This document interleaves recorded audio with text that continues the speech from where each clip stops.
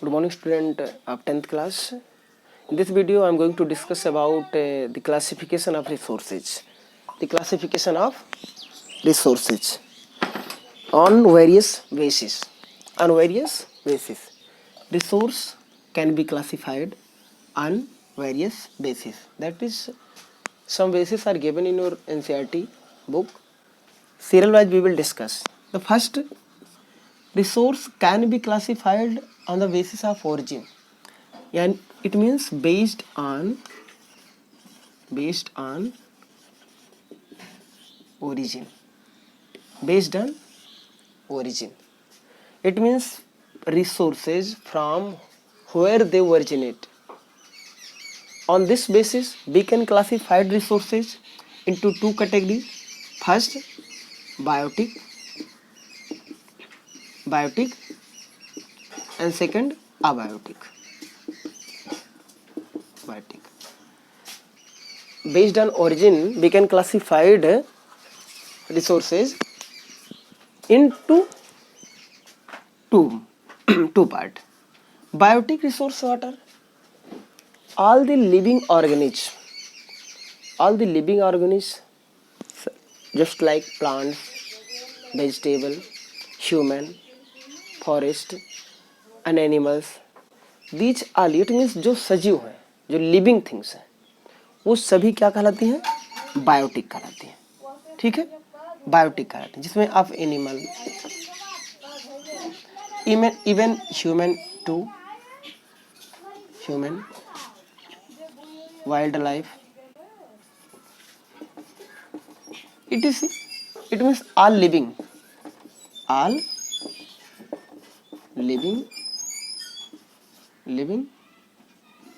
things. All living things are called biotic resource. ठीक है. Abiotic resource, generally you can say that all non-living things, all non-living things.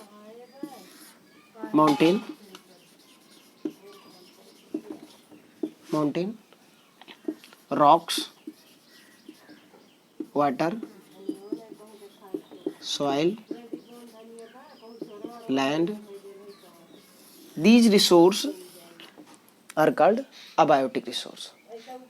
It means these resources, any animal, human and wildlife, be obtained or originate from biosphere. It means these all resources originate from biosphere. It means from living organism. So it means in general, all living organisms are called biotic resource, and all non-living things or organism I can't say, but all non-living things are called abiotic resource. Second, resources can also classified on the basis of exhaustibility. समाप्यता के आधार पर भी हम संसाधनों को क्या कर सकते हैं? वर्गीकृत कर सकते हैं. Based on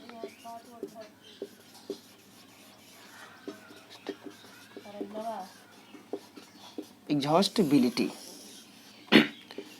If we classified the resources on the basis of exhaustibility, that is clearly given in your NCERT textbook. You can find these all the things. Okay. So that first is renewable resource, and second is non-renewable. Renewable. Second is non-renewable. It means simply on the basis classification of resources on different bases. Near about these portion and classification of resource is most important, because from here CBSE many times asked the question, only classified the resources on the basis of exhaustibility, basis of renewability, or basis of exhaustibility, renewability, that same basis of origin. Simple ऐसे पूछ लेता है, और जिनको classification याद रहता है वो सिंपली बता देते हैं. Renewability, renewable resource it means जो टेक्नोलॉजिकली डेवलप्ड टेक्नोलॉजिकली है या naturally, that resource can be renew automatically, और store of that resource is a lot of. Suppose solar energy, solar, wind, water, forest,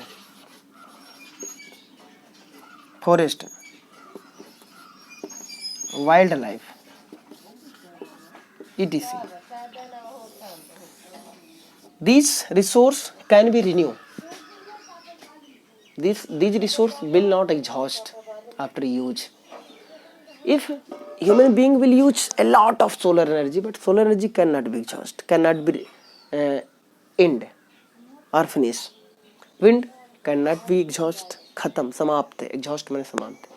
Water is also renewable resource. हम water को फिर से purify कर सकते हैं, फिर उसको हम रिसोर्स बना सकते हैं, ठीक.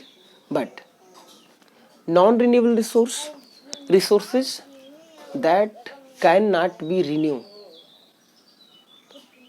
If once they exhaust, they cannot form again.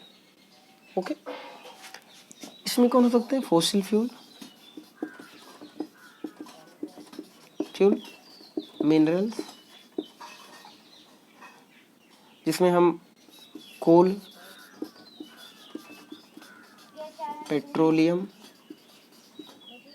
Natural gas,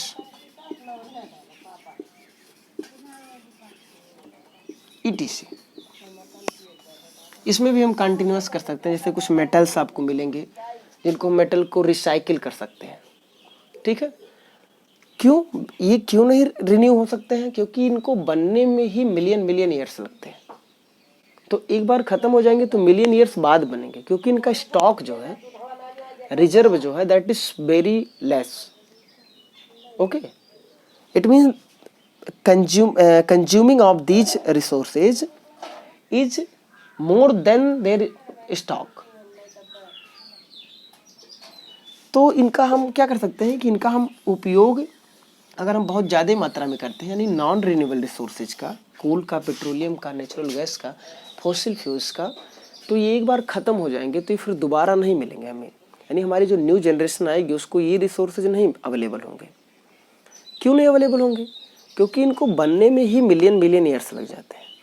तो फिर कैसे ऐसे पॉसिबल है कि ये चीज़ें मिल सकती हैं? ओके बेटा, I hope on these two basis you have understood. Okay student, here we can classify on the resources on two more bases. On the basis of ownership. On the basis of ownership. Ownership माने मालिक कौन है? इनमें हम classified कर सकते हैं. पहला प्राइवेट और individual. Second community.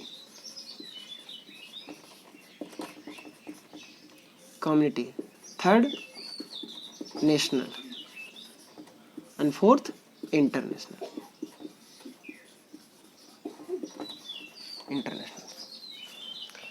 If we classified the resources on the basis of ownership, then they are private resource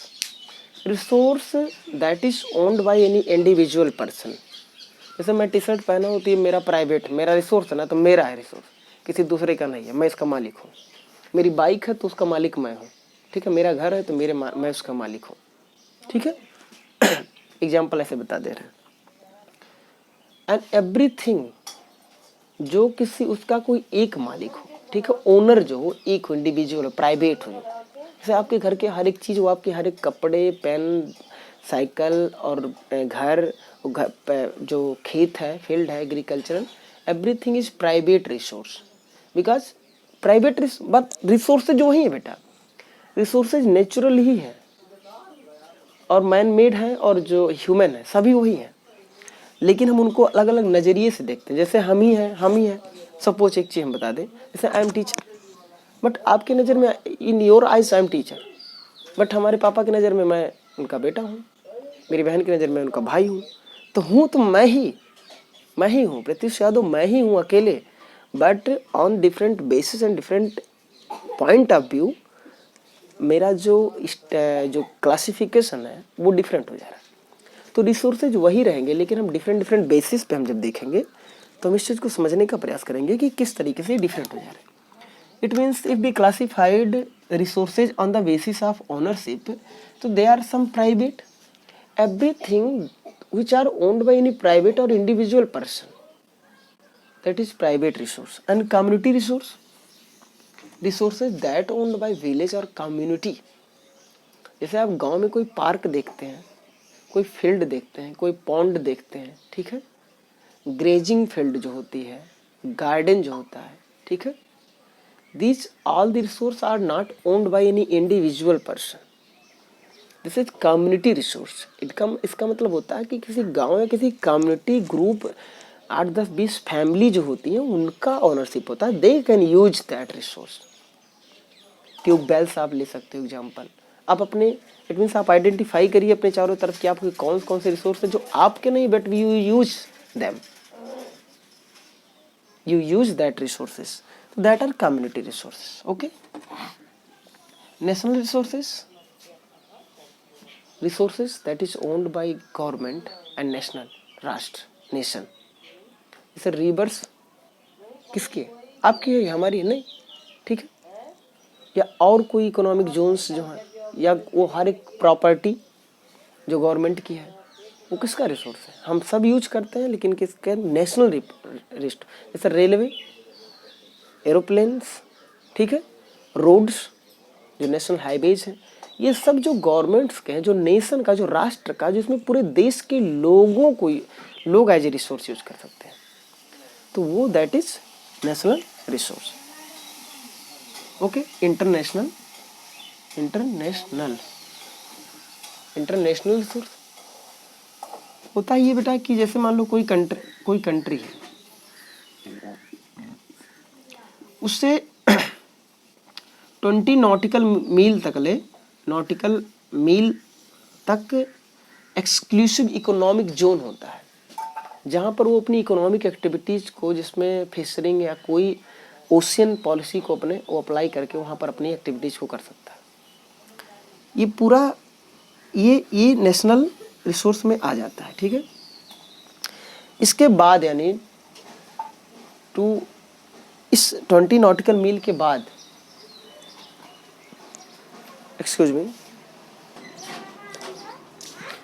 200 nautical मील के बाद आप समझ लीजिए, उसके बाद का जो ओशियंस का जो एरिया होता है, पोलर एरियाज होता है, जो पूरी दुनिया के लोगों का के लिए वो ऑनरशिप होती है, वो कुछ इंस्टीट्यूशन के कंट्रोल में होते हैं, जो पूरी दुनिया के डिस्ट्रीब्यूशन के लिए या उनके यूज के लिए रूल एंड रेगुलेशन डिसाइड करते हैं। तो इस तरीके से हम बेस्ड ऑन ओनरशिप पे इस तरीके से हम क्लासिफाइड कर सकते हैं, ठीक है। ओके, 200 नॉटिकल मील का क्या है, उसके जो आउट ऑफ 200 नॉटिकल मील के बाद का जो हो वो इंटरनेशनल है। On the basis of status of development में बेटा हम करेंगे, तो हम करेंगे first potential resource, developed resource, developed, third stock, and fourth is reserves.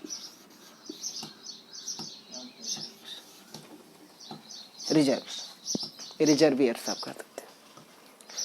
Okay, potential resources somewhere, and of some resources there is lot of potential, but that resources are not in use. जैसे आप गुजरात और राजस्थान में देख सकते हैं कि wind energy की बड़ी ज़्यादा पोटेंशियल है, ठीक है, वेस्टर्न जो हवाएं हैं, समुद्री हवाएं, ठीक है, और वैसे सोलर एनर्जी की भी बहुत ज़्यादा वो है, तो वहाँ पर इसकी पोटेंशियल है बट डेवलप्ड नहीं है, ठीक है। जैसे आप देख सकते हो कि आप अगर अरुणाचल प्रदेश में जाओगे या जम्मू कश्मीर में जाओगे, तो रनिंग वाटर से डैम्स की बहुत ज़्यादा पोटेंशियल है, इतनी रिवर्स आती हैं, कितनी डैम्स को बना करके हम क्या कर सकते हैं, संभावना है कि वहाँ बना सकते हैं, उनकी संभावना है, बट अभी वो यूज में नहीं है। इस मतलब पोटेंशियल, संभावना है, संभावी रिसोर्स, ठीक है। तो कुछ जगह पर ऐसे हैं जहाँ पर रिसोर्स की संभावना है बट अभी हम यूज नहीं कर रहे हैं। डेवलप्ड रिसोर्स जिनका सर्वेक्षण हो चुका है, जो यूज हो रहे हैं, वो आप नेचुरल रिसोर्सेज को या मिनरल्स को आप जोड़ सकते हैं, ठीक है। वो रिसोर्सेज जो यूज में है, जैसे आप पेट्रोलियम, इलेक्ट्रिसिटी, ये सब क्या है, रिसोर्स ये डेवलप्ड हो चुके हैं, दे आर इन यूज, इनकी संभावनाएं हैं, इनको आगे किया जाता है। स्टॉक, स्टॉक का मतलब होता है कुछ रिसोर्स ऐसे हैं जिन रिसोर्स है नेचर में स्टॉक उनका, बट उनको भी हमारी डेवलप्ड टेक्नोलॉजी यूज नहीं कर पा रही है। जैसे हमारे पास टेक्नोलॉजी नहीं है कि हम उसको यूज करें। जैसे आप वाटर की सोच लो, वाटर में H2 वो हाइड्रोजन और ऑक्सीजन दोनों ही जलने वाली गैसेस है और दोनों के कॉम्बिनेशन से जल बना, but we have not technology to use water as a fuel. तो एक स्टॉक है ये, इसको इन फ्यूचर हम यूज कर सकते हैं कि हम हाइड्रोजन और ऑक्सीजन का कोई कुछ केमिकल चेंजेस लाए हैं जिससे हम आगे इन फ्यूचर हम इसको क्या करें, एक एज ए फ्यूल हम यूज करें, एज एनर्जी यूज कर पाए। तो अभी हमारे पास नहीं है, तो that is in stock. Reserves क्या होता है, कुछ रिसोर्सेज को हम, ये स्टॉक का ही एक पार्ट है, स्टॉक का ही पार्ट है। जैसे मान लो नदियों का पानी डैम्स बना करके जो हम रिजर्वियर्स बनाते हैं, उनको हम कलेक्ट करके और इन फ्यूचर हम इलेक्ट्रिसिटी जनरेशन या इनलैंड नेविगेशन, रिक्रिएशन, इन सब में अपना हम यूज कर सकते हैं, ठीक है। एग्जाम्पल के थ्रू मैंने इसको शॉर्टली आपको बता दिया, ठीक है। I hope all student you try to understand, and if you have any confusion then you can discuss me. और आप एनसीईआरटी को 2-3 बार पढ़िए, सब कुछ क्लियर हो जाएगा। जो भी कन्फ्यूजन होगा हम फिर आगे चर्चा कर लेंगे। Thank you student.